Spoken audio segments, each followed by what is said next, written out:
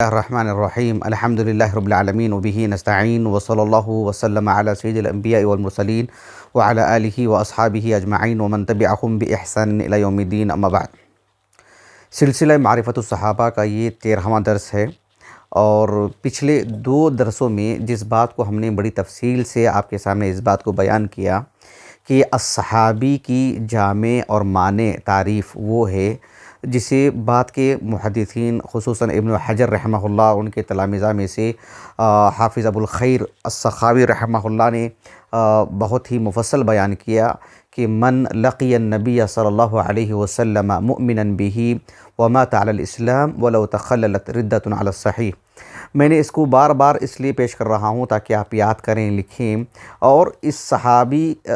کی یہ جو جامع اور مانع تعریف ہے، آپ کو اندازہ ہوگا کہ جو ہے اس تعریف کے ذریعے سے بحیثیت صحابی کوئی بھی اس سے فوت نہیں ہوتے ہیں، کسی کا نام اس میں نکلتا نہیں ہے، اور جو صحابی نہیں ہیں وہ اس میں آئیں گے نہیں۔ تو یہ اس طرح کی جامع اور مانع تعریف ہوئی۔ میں نے یہ جو 13واں جو درس ہے، 11واں جو درس تھا، اس میں نے اس بات کو بیان کیا کہ رسول اللہ صلی اللہ علیہ وسلم کے صحابہ میں جب ہم فہرست تیار کرتے ہیں تو اس میں وہ بچے بھی آ جائیں گے جو دون سن تمیز، جو شعور کی جو عمر ہوتی ہے اس سے بھی کم عمر، 2 2.5 سال 3 سال کے جو بچے ہوتے ہیں، وہ بھی جب اللہ کے رسول کی وفات ہوئی، آپ کا انتقال ہوا صلی اللہ علیہ وسلم، اس وقت جن بچوں کی عمر تھی وہ بھی صحابہ کی فہرست میں آ جائیں گے۔ گو کہ روایات کی اگر بات کرتے ہیں تو پھر تابعین کی جو روایات ہوتی ہیں وہ درجہ اختیار کرتی ہیں۔ شرف کی اگر بات کرتے ہیں تو پھر یہ تابعین میں نہیں بلکہ صحابہ میں رہیں گے اگر شرف کی بات کرتے ہیں۔ یہی بات ہے۔ میں نے اس سے پہلی والی نشست میں تقریباً 3 صحابہ کی مثالیں میں نے آپ کے سامنے رکھی ہیں۔ ایک محمد بن ابی بکر صدیق، اور دوسرے ہیں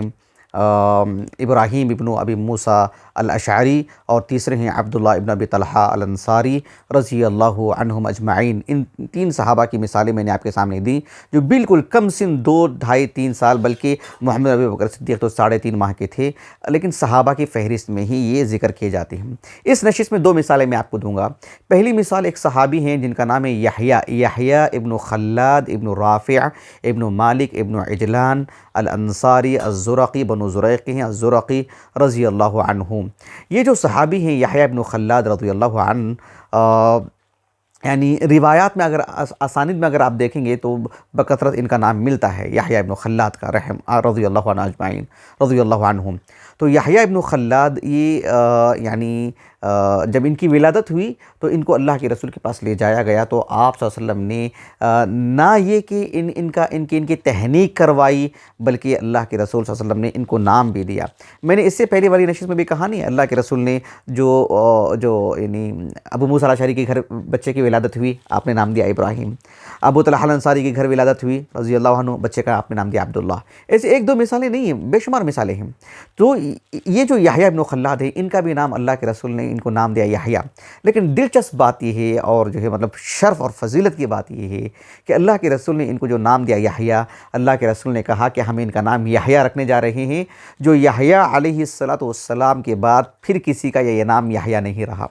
یعنی اللہ کے رسول نے اس بچے کا نام یحییٰ رکھا یہ کہہ کر کے کہ اللہ کے یحییٰ علیہ السلام کے بعد پھر کوئی اس نام کے نہیں ہیں، ابھی یہی دوسرے ہیں اس کائنات میں جن کا نام ہم یحییٰ رکھنے جا رہے ہیں۔ تو ایک یہ جو کتاب ہے، آپ کو میں مثال دیتا ہوں، دیکھیے امام المحدثین امام بخاری رحمہ اللہ کی جو التاریخ الکبیر ہے، اس میں یحییٰ ابن خلاد رضی اللہ عنہ باب حرف الخاء، اس میں آپ دیکھیں گے والد کے نام پر جو ہے حروف الہجا کے اعتبار سے تو یحییٰ ابن خلاد ابن رافع الزرقی الانصاری المدنی، اور جو ہے یہ کس سے روایت کرتے ہیں ان کا ذکر کیا، یعنی ابھی میں صحیح بخاری کے حوالے سے کچھ باتیں بتاؤں گا انشاءاللہ، رفاع ابن رافع الزرقی سے، جو وہاں بتاؤں گا انشاءاللہ۔ اور وہ ان سے روایت کرنے والے کون ہیں؟ ان کے فرزند ہیں علی ابن یحییٰ ابن خلاد۔ اس کے بعد امام بخاری رحمہ اللہ نے اپنی سند سے ایک روایت لے کر کے آتے ہیں، اپنی سند سے اپنی امام بخاری رحمہ اللہ کے ایک استاذ ہے منصور کہہ رہا ہوں، اسحاق ابن منصور الکوسج، معروف صحیح بخاری میں آپ دیکھیں گے ان کا نام جو ہے آپ کو ملے گا، کتاب الوضو کے بالکل آغاز میں دیکھ لیجئے، اسحاق ابن منصور الکوسج، جو امام احمد بن حنبل اور اسحاق ابن راہوی رحمہم اللہ، ان کے اقوال، ان کے آراء جمع کرنے میں بڑا کردار ہے ان کا۔ مسائل الامام احمد بن حنبل و اسحاق بن راہوی جو تقریباً 9 جلدوں میں بہترین عظیم کارنامہ ہے، سبحان اللہ العظیم۔ اچھا بہرحال تو امام بخاری کہتے ہیں وقال ابن منصور، یعنی وقال ابن منصور سے مراد اسحاق ابن منصور الکوسج، 251 ہجری سنہ وفات ہے، کتب ستہ کی سبھی کتابوں میں آپ کی مرویات ہیں سوائے سنن ابی داؤد کی، نیسابور میں آپ کا انتقال ہوا۔ تو امام بخاری نے کہا کہ وقال ابن منصور، حدثنا ابن منصور، اخبرنا ابن منصور نے کہا وقال ابن منصور۔ صحیح بخاری کو جب ہم پڑھاتے تھے تو ہم نے اس کو بارہا جو ہے املا کروایا ہے، اس کو سمجھایا ہے۔ امام بخاری رحمہ اللہ جب اپنے اساتذہ میں سے کسی کا نام لے کر وقال ابن منصور یا وقال ابو نعیم، یعنی ابو نعیم الفضل بن دکین مراد ہیں علماء کوفہ میں سے، جیسے کہتے ہیں وقال عبدان، تو یہاں امام بخاری رحمہ اللہ قال، یہ جو اسلوب ہے، جو تعبیر ہے، جو صیغہ استعمال کرتے ہیں علم لینے سے، اس کو جو شکل بتانا چاہتے ہیں امام بخاری رحمہ اللہ، مقصود یہاں پر یہ ہوتا ہے کہ امام بخاری رحمہ اللہ یعنی جب اپنے اساتذہ سے ان اسانید کو پیش کرتے ہیں جو موقوف ہوتے ہیں، سندن موقوف ہوتے ہیں، جب اس طرح کی روایت کو پیش کرتے ہیں تبھی امام بخاری رحمہ اللہ یہ صیغہ استعمال کرتے ہیں کہ وقالا، انہیں وقال لنا، مطلب یہ کہ وہ جو سند ہے وہ سند جو ہے موقوف ہے، سند کے اعتبار سے معنی مرفوع ہو سکتی ہے لیکن سندن موقوف ہے، اس بات کی طرف اشارہ کرنے کے لیے امام بخاری رحمہ اللہ وقالا کہتے ہیں۔ یہ بات جو ہے ابن حجر رحمہ اللہ نے یعنی صحیح بخاری میں کئی جگہوں پر اس بات کو ذکر کیا ہے، بیان کیا ہے کہ وقالا جب امام بخاری کہتے ہیں تو کیا مقصود ہوتا ہے امام بخاری رحمہ اللہ کو، واللہ اعلم۔ اور بھی باتیں بتائی گئی، جیسے مثال کے طور پر جو ہے یعنی مذاکرہ جو ہوتا ہے اس کیفیت سے جب اس شکل کو بتانا بھی مقصود ہوتا ہے، لیکن اس کو ابن حجر نے ترجیح دی ہے، واللہ اعلم۔ تو امام بخاری رحمہ اللہ نے کہا کہ وقال ابن منصور، یہ امام بخاری کے استاذ ہیں، وہ کہتے ہیں قال اخبرنا حبان جو ہے امام بخاری رحمہ اللہ کے جو استاذ ہیں، حبان ابن ہلال، حبان ابن ہلال ہیں، 216 ہجری ان کا سنہ وفات ہے، یہ بھی جو ہے یعنی کتب ستہ کے رجال میں سے ہیں، ثقہ ہیں، ثقۃ ثبت کہا امام ابن حجر رحمہ اللہ نے تقریب التہذیب میں۔ اور ان کے جو استاذ ہیں یعنی ہشام، یہاں پر لکھا ہوا ہے ہشام جو ہے حبان کے اساتذہ میں سے کوئی ہشام نہیں ہے، محقق نے بھی اس کو واضح کیا ہے۔ آپ تہذیب الکمال فی اسماء الرجال میں دیکھو، امام بخاری رحمہ اللہ کے جو استاذ ہیں اسحاق ابن منصور الکوسج، ان کے اساتذہ میں حبان کا جو نام آتا ہے، حبان ابن ہلال کا، ان کے اساتذہ میں ہشام نام کی کوئی صاحب نہیں ہے، وہ ہلال نام ہے، ہلال یعنی ہلال کہہ رہا ہوں عفواً، حمام نام ہے، ہشام نہیں ہے، یہ تصحیف ہے، ہشام نام ہے، وہ حمام نام ہے، حمام ابن یحییٰ نام ہے، حمام ابن یحییٰ۔ تو یہ جو حمام ابن یحییٰ ہیں 164 ہجری سنہ وفات ہے، کتب ستہ کی سبھی کتابوں میں آپ کی مرویات ہیں، 7واں طبقہ ہے ان کا من الطبقہ السابعہ، اور ابن حجر رحمہ اللہ نے ثقۃ ثبت کہا ہے ان کو۔ البتہ ان کے جو استاذ ہیں اسحاق ابن عبداللہ، یہ اسحاق ابن عبداللہ، ابھی میں نے اس سے پہلے والے جو درس میں جو نام لیا تھا نا کہ عبداللہ بن ابی طلحہ الانصاری، جب ان کی ولادت ہوئی تو انس بن مالک ان کو لے کر کے گئے تھے نا، انس بن مالک کہتے ہیں غدوت الی رسول اللہ صلی اللہ علیہ وسلم لیحنکہ، میں اللہ کے رسول کے پاس ان کو لے کے گیا تھا تاکہ وہ ان کی تحنیک کروائیں، کتاب الزکوٰۃ کے حوالے سے صحیح بخاری کی۔ تو یہ ان کے فرزند تھے اسحاق ابن عبداللہ ابن ابی طلحہ، یہ جو ہے یعنی چوتھا طبقہ ہے، یعنی طبقہ رابعہ، اوساط تابعین کے بعد کا طبقہ ہے، 132 ہجری ان کا سنہ وفات ہے، ثقہ راوی ہیں۔ ان کے جو استاذ ہیں یعنی ابن یحییٰ ابن خلاد، کون؟ یعنی علی ابن یحییٰ ابن خلاد، یحییٰ ابن خلاد کے فرزند علی ابن یحییٰ ابن خلاد، یہ بھی چوتھا طبقہ ہے ان کا، اور 129 ہجری ان کا سنہ وفات ہے۔ تو یہ جو ہیں یعنی علی ابن یحییٰ ابن خلاد، دیکھنا آپ یہ سند موقوف ہے، یہ سند کیا ہے؟ موقوف ہے، یعنی یحییٰ ابن خلاد تابعی ہیں یہ۔ علی ابن یحییٰ ابن خلاد کہتے ہیں اسی کی طرف اشارہ کرنے کے لیے امام بخاری نے سند کا آغاز کیسے کیا؟ وقال ابن منصور کہا، کیونکہ یہ سند موقوف ہے۔ علی ابن یحییٰ ابن خلاد رحمہ اللہ جو چوتھا طبقہ ہے ان کا، اوساط تابعین کے بعد کا طبقہ، یہ کہتے ہیں کہ لما ولد کون؟ یعنی یحییٰ ابن خلاد صحابی، یحییٰ ابن خلاد کی جب ولادت ہوئی تو اُتِیَ بِهِ النبی صلی اللہ علیہ وسلم، ان کو اللہ کے رسول کی خدمت میں پیش کیا گیا، بچے کو لایا گیا جیسے عام طور پر بچوں کو لایا جاتا ہے۔ فحنکہ، اللہ کے رسول نے ان کی ایک تو تحنیک کروائی، اور اللہ کے رسول نے جو بات کہی وہ بڑی عمدہ بات ہے، سبحان اللہ۔ اللہ کے رسول نے کہا لَأُسَمِّيَنَّهُ اسْمًا لَمْ يُسَمَّ بِهِ بَعْدَ يَحْيَىٰ ابن زکریا أَحَدٌ، کہ ہم ان کا نام یحییٰ رکھیں گے جو یحییٰ ابن زکریا علیہ السلام، ان کے بعد پھر آج تک کسی کا نام یحییٰ نہیں تھا، آج ہم ان کا نام یحییٰ رکھیں گے، فسماہ یحییٰ، اللہ کے رسول نے ان کا نام یحییٰ رکھا۔ یہ حدیث امام بخاری رحمہ اللہ کی شرط پر صحیح ہے موقوفاً، کیونکہ علی ابن یحییٰ ابن خلاد یہ جو راوی ہیں جو چوتھے طبقے کے ہیں، ان کی روایت صرف صحیح بخاری میں ہے، صحیح مسلم میں ان کی روایت نہیں ہے، ثقہ راوی ہیں لیکن صحیح مسلم میں ان کی روایت نہیں ہے۔ بہرحال یہ ایک بات رہی۔ تو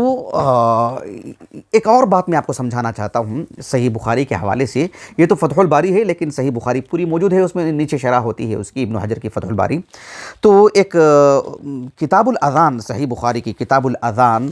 جس میں نماز کے مکمل احکام و مسائل ہیں، تو رکوع سے سر اٹھانے کے بعد جو اللہم ربنا ولک الحمد حمدا کثیرا طیبا مبارکا فیہ، یہ جو دعا ہے نا، آپ دیکھیے اللہم ربنا ولک الحمد، یہ تو اللہ کے رسول سے ثابت ہے، یعنی اللہ کے رسول کہا کرتے تھے۔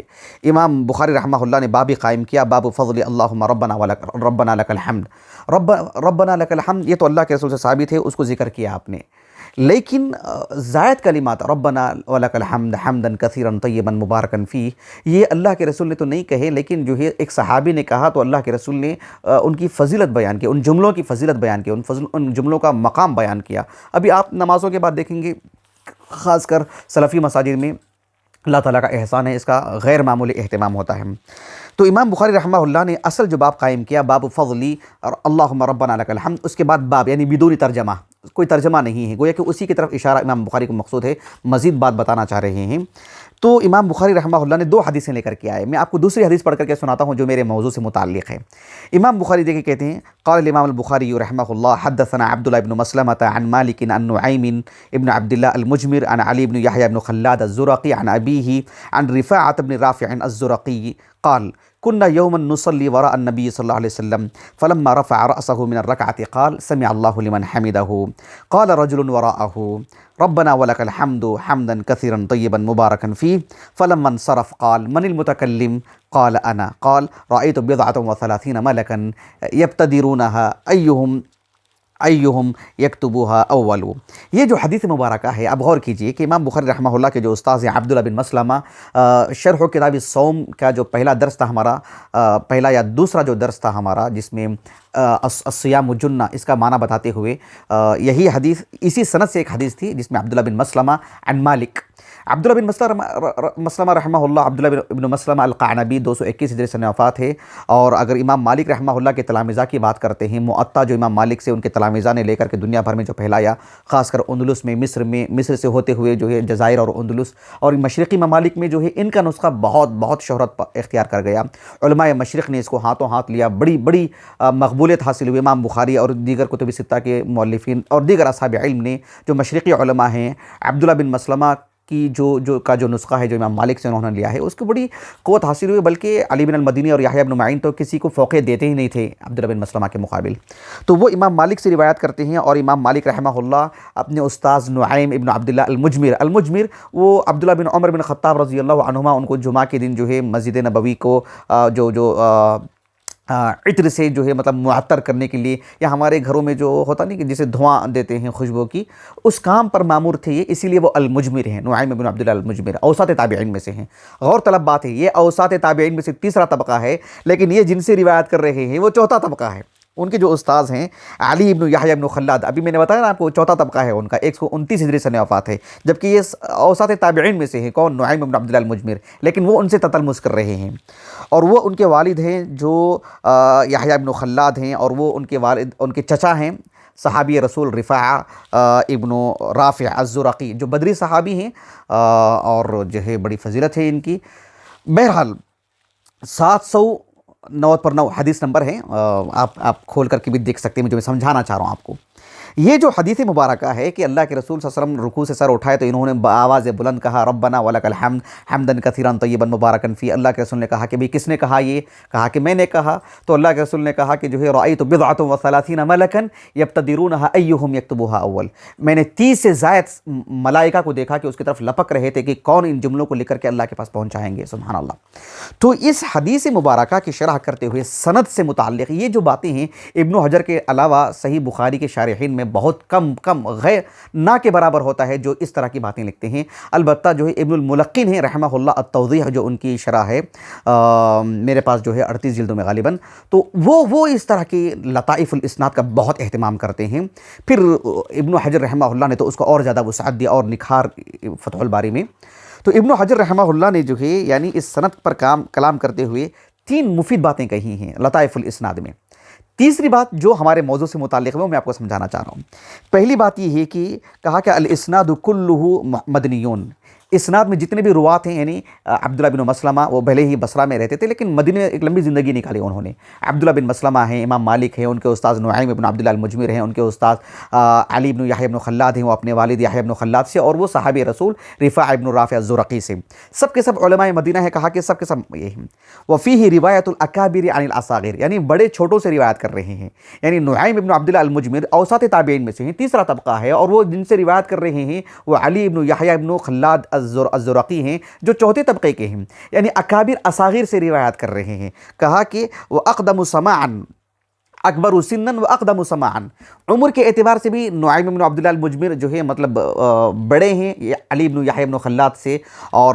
اقدم سماعا جیسے ہمارے پاس عام تعبیر ہوتی ہے نا، یہ ان سے پہلے مدرسے سے فارغ ہوئے، یہ چھوٹی جماعت میں تھے تو وہ بڑی جماعت میں تھے، کہا کہ وہ اقدم سماعا۔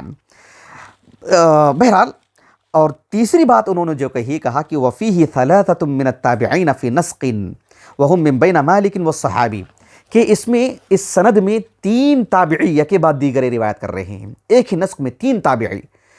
امام مالک سے لے کر کے صحابی کے درمیان کے جو 3 رواتیں، کہا کہ تینوں کے تینوں تابعی کون کون؟ امام مالک ان سے روایت کر رہے ہیں نعیم ابن عبداللہ المجمر سے، وہ علی ابن یحییٰ ابن خلاد سے، اور وہ یحییٰ ابن خلاد سے۔ ابھی ہم نے کہا کہ یحییٰ ابن خلاد اللہ کے رسول صلی اللہ علیہ وسلم کے زمانے میں ان کی ولادت ہوئی، اللہ کے رسول نے ان کا نام یحییٰ رکھا امام بخاری کا تاریخ الکبیر کے حوالے سے، لیکن دیکھو ان کی تابعی کہہ رہے ہیں، تابعی کس اعتبار سے؟ تابعی روایات کے اعتبار سے، شرف کے اعتبار سے تو وہ صحابی ہیں۔ ابن حجر نے آگے لکھا یہاں پر دیکھیے، ھذا من حیث الروایہ، روایت کی اگر بات کرتے ہیں یعنی روایت میں جو سند میں جو راوی کا جو درجہ ہوتا ہے اس اعتبار سے اگر بات کرتے ہیں تو یہ جو ہے تابعی ہیں۔ وَأَمَّا مِنْ حَيْثُ الشَّرَفِ الصُّحْبَةِ فَيَحْيَى بْنُ خَلَّادَ والد علی مذکور فی الصحابہ لأنه قیل ان النبی صلی اللہ علیہ وسلم حنکہ لما ولد، یعنی روایت کی اگر بات کرتے ہیں تو یہ تابعی ہیں، لیکن شرف کی اگر بات کرتے ہیں تو یہ صحابی ہیں۔ یہ فرق ہی مجھے آپ کو بتانا مقصود تھا۔ آخری مثال میں سمجھتا ہوں پتہ نہیں کتنا وقت ہو چکا ہے، آخری مثال دے دیتا ہوں انشاءاللہ۔ وہ یہ ہے کہ ایک صحابی ہیں جن کا نام ہے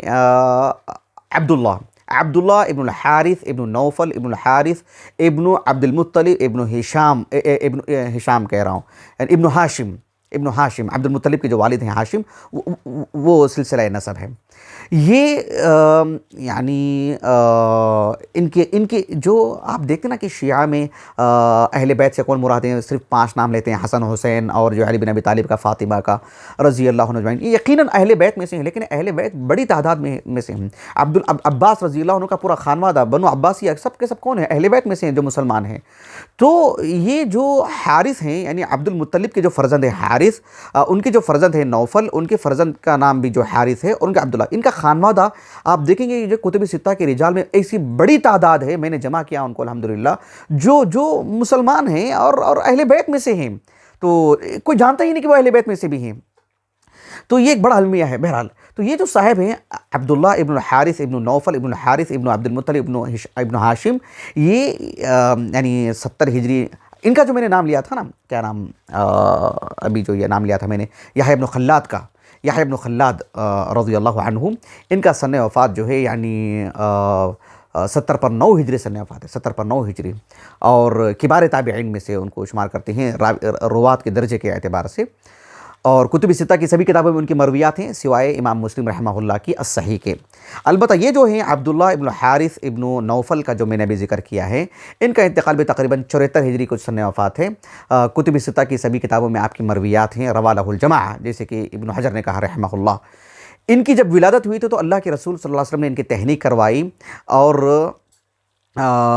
ایک ابو الحجاج المزی رحمہ اللہ نے تہذیب الکمال میں